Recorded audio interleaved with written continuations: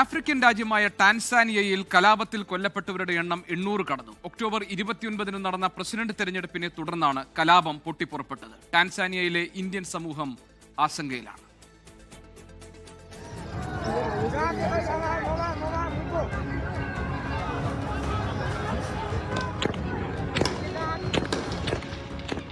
President തെരഞ്ഞെടുപ്പിൽ പ്രതിപക്ഷ party നേതാക്കളെ മത്സരിക്കുന്നതിൽ നിന്നും വിലക്കിയതിനെ തുടർന്നാണ് ടാൻസാനിയയിൽ കലാപം പൊട്ടിപ്പുറപ്പെട്ടത്.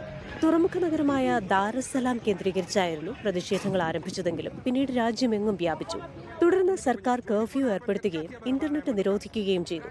പാർട്ടിയിലെ വിമർശകരെ നിശബ്ദരാക്കുന്നതിന്റെ ഭാഗമായി പ്രസിഡന്റ് സാമിയ സുലുഹു ഹസൻ വിമർശകരെ ജയിലിൽ അടയ്ക്കുകയോ അയോഗ്യരാക്കുകയോ ചെയ്തതാണ് രാജ്യമെമ്പാടുമുള്ള പ്രതിഷേധങ്ങൾക്കിടയാക്കിയത്. തെരഞ്ഞെടുപ്പിൽ പോളിംഗ് സ്റ്റേഷനുകൾ ഒഴിഞ്ഞുകിടക്കുകയായിരുന്നുവെന്നാണ് അന്താരാഷ്ട്ര മാധ്യമങ്ങളടക്കം റിപ്പോർട്ട് ചെയ്തത്. എന്നാൽ തെരഞ്ഞെടുപ്പ് കമ്മീഷൻ 87% പോളിംഗ് രേഖപ്പെടുത്തി. 98% വോട്ട് നേടി സാമിയ സുലുഹു ഹസൻ വിജയിച്ചതായി ഇന്നലെ പ്രഖ്യാപിക്കുകയും ചെയ്തു.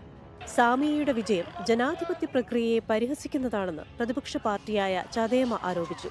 ടാൻസാനിയയിലെ സ്ഥിതിഗതികളിൽ ഐക്യരാഷ്ട്രസഭാ സെക്രട്ടറി ജനറൽ ആന്റോണിയോ ഗുട്ടറസ് ആശങ്ക അറിയിച്ചു.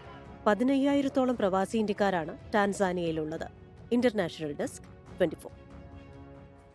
ലോകത്തെവിടെയായാലും ഏത് സമയത്തും 24 വാർത്തകളും ഓഗ്മെന്റഡ് റിയാലിറ്റി പാക്കേജുകളും എക്സ്പ്ലെയിനറുകളും വിശദമായി കാണാൻ ഞങ്ങളുടെ യൂട്യൂബ് ചാനൽ നിങ്ങൾക്ക് സബ്സ്ക്രൈബ് ചെയ്യാം.